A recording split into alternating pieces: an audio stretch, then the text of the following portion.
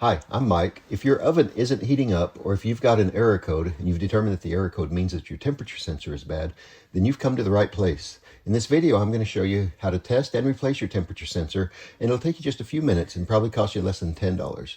The purpose of this video is not to show you all the error codes that mean the temperature sensor is bad, but I have compiled a list of some of the most popular brands and error codes that do indicate a bad temperature sensor.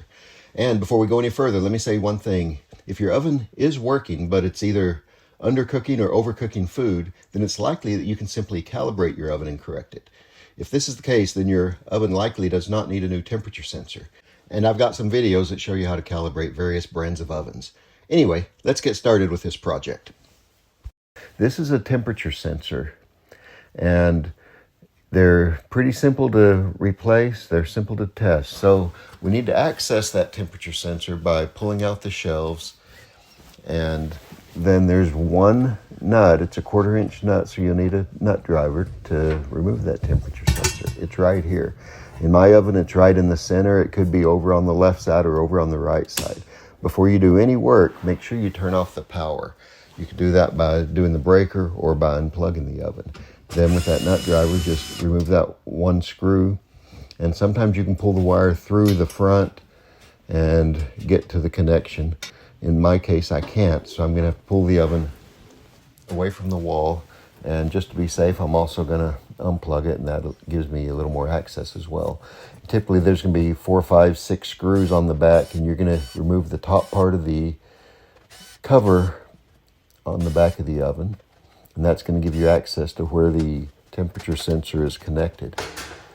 So with that cover off, look in the area where you saw the temperature sensor inside the oven, and you should see basically a white wire, and you pull that out a little bit and that'll get you to the connector.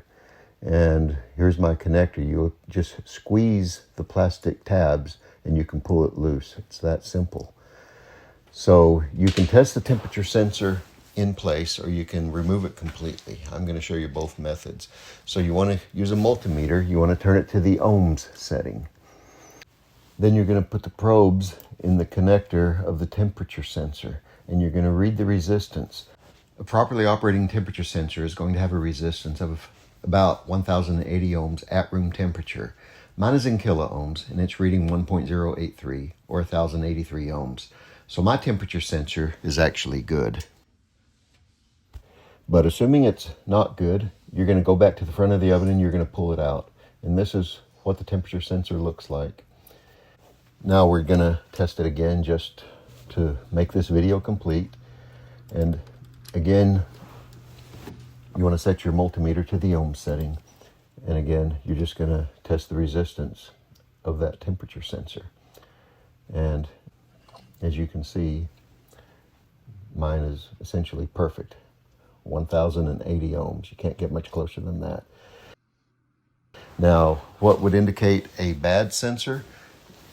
At room temperature, 1080 ohms is perfect. If it's more than about 20 ohms off, either less than 1060 or greater than 1100 ohms, then the sensor is likely bad and needs to be replaced.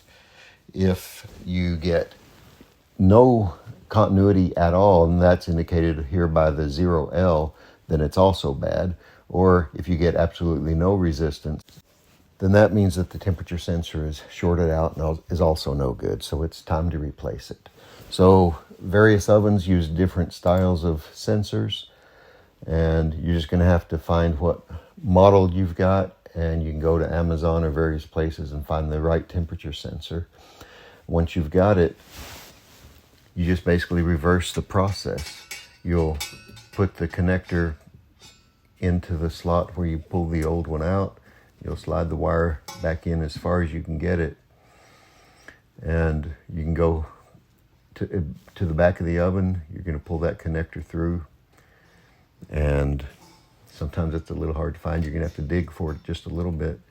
Once you get it through there, you're just going to reconnect it.